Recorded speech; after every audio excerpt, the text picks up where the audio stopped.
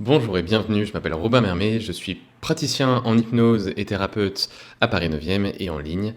Je suis spécialisé dans les troubles alimentaires et je vous fais du coup une nouvelle vidéo sur aujourd'hui le sentiment de vide ou parfois ce qu'on appelle le sentiment d'ennui ou peut-être même pour certains c'est la peur de la mort, mais en tout cas le sentiment de vide notamment ou de manque que vous pouvez recevoir, ressentir et qui a tendance à vous faire manger de trop. Je ne sais pas si c'est quelque chose qui vous parle.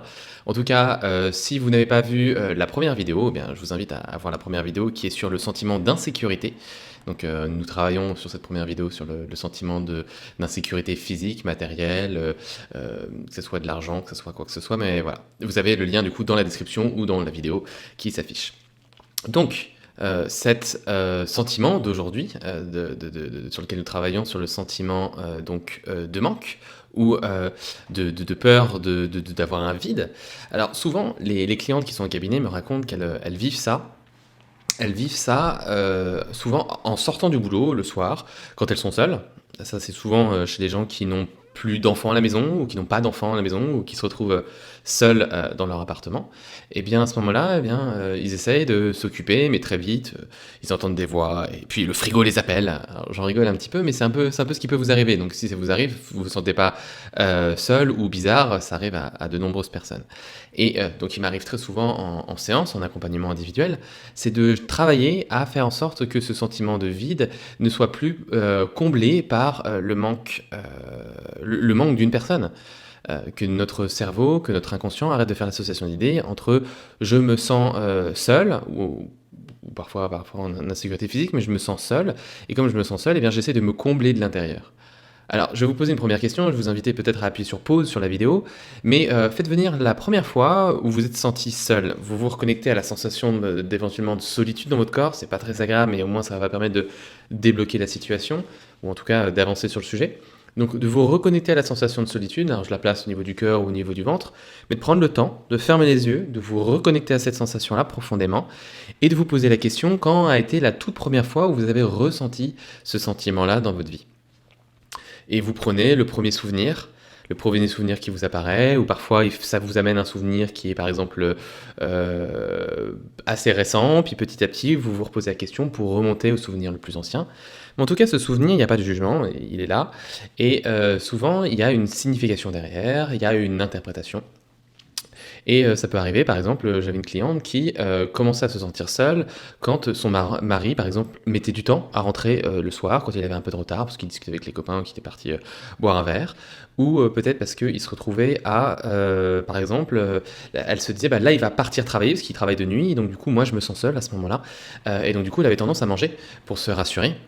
Et ce qui se faisait écho en fait à un moment dans sa vie où elle avait eu un problème de santé de sa fille, plus son mari qui était absent, et donc du coup ils se retrouvaient en fait, elles se sont retrouvées complètement démunies parce qu'elle avait dû aller à l'hôpital. Enfin c'était une période un peu compliquée, mais chacun a ses troubles. Et quand on retrouve ce trouble, en fait, ça permet d'aller discuter avec la partie de nous. Imaginons que j'ai vécu moi, j'en sais rien, à l'âge de 8 ans, ma mère est partie faire des courses et qu'à ce moment-là je me suis senti seul et que j'ai commencé à manger et que il y a un peu une partie de moi qui s'est dit tiens, ça me calme quand je mange, quand maman part ou quand je me retrouve tout seul à la maison. Et bien à ce moment-là, on va discuter avec le petit Robin de 8 ans, la petite Catherine, Marie, Stéphanie, vous prenez le nom que vous voulez, qui a 8 ans, 18 ans, 14 ans, quel que soit l'âge, ou même 35 ans. Et vous le rassurez, et vous prenez le temps de le rassurer pour lui dire mais que tout va bien, que vous êtes aujourd'hui en pleine sécurité, vous lui montrez le monde moderne. Souvent, ça l'aide énormément, cette astuce, de lui montrer le monde moderne, que de montrer que par le passé, on ne se sentait pas bien, mais que les choses sont rentrées dans l'ordre, que tout ça va mieux. Et donc du coup, cet exercice, ça permet de rassurer la partie à l'intérieur de vous qui se sent seule, et du coup, si elle se sent moins seule, du coup, elle se sent plus apaisée.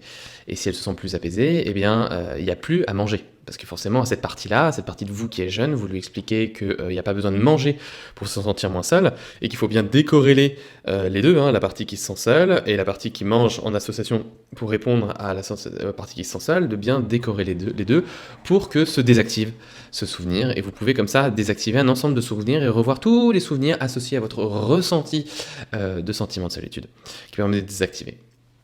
Alors normalement, ça devrait bien aider les choses, et puis parfois, ben, il faut insister un peu plus, ou parfois ça remonte carrément dans le ventre de votre mère. Ça arrive, c'est assez surprenant, mais ça arrive et à ce moment-là, il faut, parfois désactiver, ou apaiser la mère ou apaiser, vous, dans le ventre de votre mère. C'est possible, ça arrive, ça arrive plus que vous l'imaginez, en séance. Donc voilà, pour, éviter que votre inconscient associe, bah, la peur du manque, la peur du vide et pour éviter qu'il grignote, et ça fait du coup autant de calories que vous n'aurez pas à manger et donc autant de calories que vous pourrez, économiser et perdre et donc vous pouvoir, perdre du poids tranquillement. Après, c'est une sensation, si jamais vous faites des crises de boulimie qui sont assez fortes, ça peut relever encore d'autres choses et peut-être qu'il est intéressant que vous veniez en séance pour que je puisse vous aider à apaiser tout ça. Mais autrement faites ça. Et puis expliquez-moi du coup dans les commentaires comment ça s'est passé pour vous. Je suis curieux de savoir. Pensez aussi à rejoindre le groupe Facebook. Vous avez le lien dans la description en bas de la vidéo si vous êtes sur YouTube ou sur différents réseaux sociaux pour qu'on puisse en discuter tous ensemble dans le groupe Facebook. Comme ça, il y a toute une communauté qui permet de se soutenir et puis comme ça, vous aurez du contenu exclusif. Mais vous en profitez aussi pour vous abonner à la chaîne YouTube. C'est toujours ça et un petit pouce. Voilà, ça fait pas mal de choses, mais ça me motivera et ça me soutiendra dans ce mouvement. Ça me dira aussi que ce que je suis en train de faire vous intéresse. Si jamais vous avez des questions, bien sûr, vous n'hésitez pas, vous m'écrivez et puis j'essaierai d'y répondre dans une prochaine vidéo pour que ça aide le maximum de monde. Dans tous les cas, si vous voulez aller encore plus loin, j'ai une vidéo que je vous présentais au début de cette vidéo-là, une vidéo sur le sentiment d'insécurité, une vidéo qui vous aidera à justement régler votre problème d'insécurité, de traverser, de pouvoir vous décharger de cette habitude de manger pour combler ce sentiment d'insécurité, et ça se retrouve soit dans la description, soit dans la petite vignette qui va apparaître. Voilà, pour l'heure, je vous dis à bientôt.